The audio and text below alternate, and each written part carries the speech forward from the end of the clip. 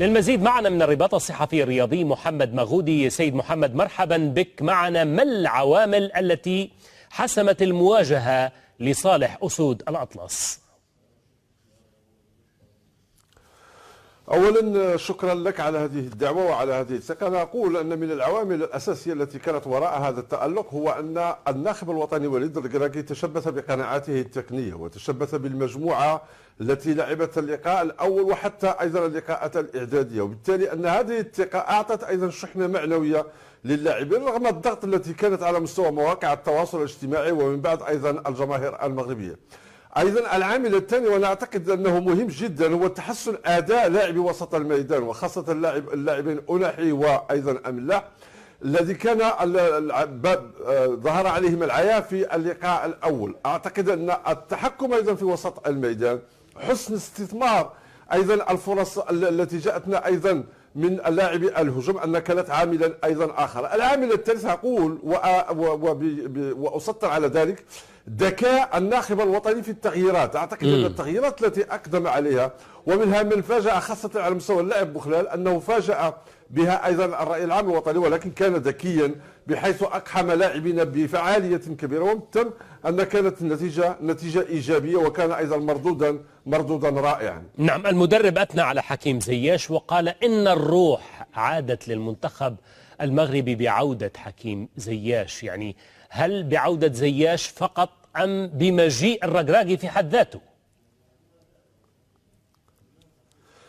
والله عزيزي أن العاملين معنا. لا أقول تصريح الركراكي هو لم ينصف زياش فقط، هو أنصف أيضا من ناضل من أجل عودة زياش إلى الفريق الوطني المغربي من إعلاميين أحرار الشرفاء الذين قاتلوا أيضا من عودة حكيم زياش. أيضا أنصف الجماهير المغربية التي كانت وراء عودة حكيم زياش. أنصف أيضا رئيس الاتحاد المغربي أيضا الذي قرر إقالة الناخب الوطني السابق والتعاقد أيضا مع مدرب جديد أو ناخب وطني جديد. هو أنصف كل من طالب بعودة حكيم زياش. حكيم زياش أعتقد أن من البلادة أن يقلل أيضا أو أن يرفضه مدربا كيفما كان.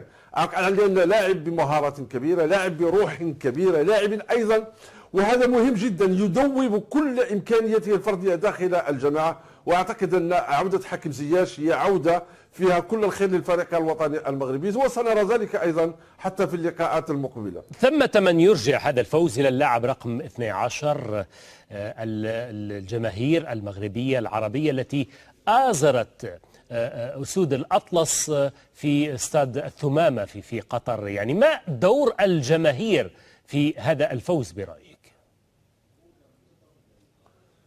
والله أعجبني سؤالك بشكل كبير خاصة حينما استعملت ووظفت كلمة الجماهير العربية. اليوم المنتخب المغربي لم يكن مساند فقط من طرف الجمهور المغربي بل كان مساندا من طرف الجمهور العربي، وهو مهم جدا ويجب أن نسطر عليه وأن نقف عنه. وأعتقد أن هذا من الربح الكبير أيضا لهذا المونديال. أعتقد بأن الجماهير العربية يعني قوت وشحنت أيضا ورفعت أيضا من معنويات لاعبي الفريق الوطني المغربي، ولكن أيضا هذا لا يعني بالمرة أن اللاعبون كانوا في المستوى، تضحيات أيضا كانت في المستوى، ووليد الركراكي كان ذكيا بشكل كبير في هذا اللقاء. كل هذه العوامل أعطتنا منتخبا قويا، منتخبا استطاع أن يفوز على المنتخب البلجيكي المثقل بالنجوم، المنتخب البلجيكي الذي احتل الرتبة عالميا في 4 سنوات الأخيرة تقريبا، والمنتخب البلجيكي الذي يضم خيرة اللاعبين في مختلف الأندية العالمية. برافو لوليد الركراكي، شكرا للجماهير العربية وتحية كبيرة للاعبين المغاربة. نعم،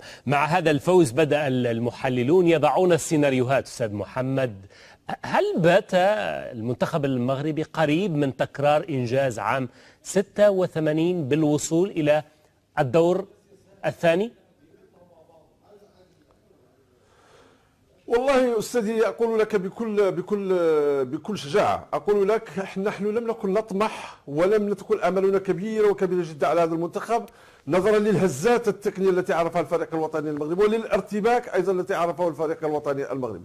وكنا نأمل من هذا المعسكر من هذا العرس العالمي هو أن نكون مجموعة قوية تحسبا لأمم إفريقيا المقبلة. ولكن الآن طالما أن وليد الركراكي نجح أيضا في خلق مجموعة قوية أيضا أصبحت طموحاتنا أكبر. طبعا نأمل التأهل إلى الدور، وهذا لا يعني أن نستصغر وأن أن نستصغر المنتخب الكندي، فلا بد أيضا من التعامل بنفس القوة، بنفس الصرامة، بنفس الجاهزية، وأيضا بالوقوف على تفاصيل اللقاء. وبعد الدور الثاني سيكون طموحنا أكبر إن شاء الله. كيف تبدو مفاتيح الفوز في مباراة كندا المقبلة محمد؟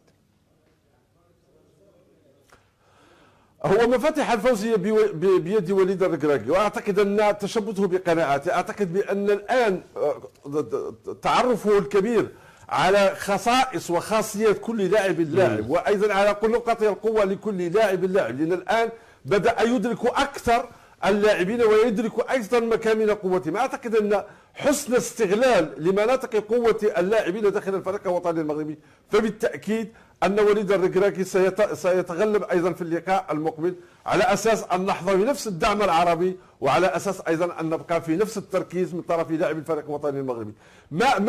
ما يطمئنني أكثر عزيزي هو أن مختلف أغلب لاعبي الفريق الوطني المغربي هم يعيشون الأجواء الاحترافية، هم ليس لاعبين الذين قد يسقطون في فخ الغرور والخروج من دائرة المنافسة بمجرد هذا. مرة أخرى أستاذ محمد، نتمنى أن يجتاز المنتخب المغربي إلى الدور الثاني. مبروك مرة أخرى محمد مغودي الصحفي الرياضي، كنت معنا من الرباط. شكرا.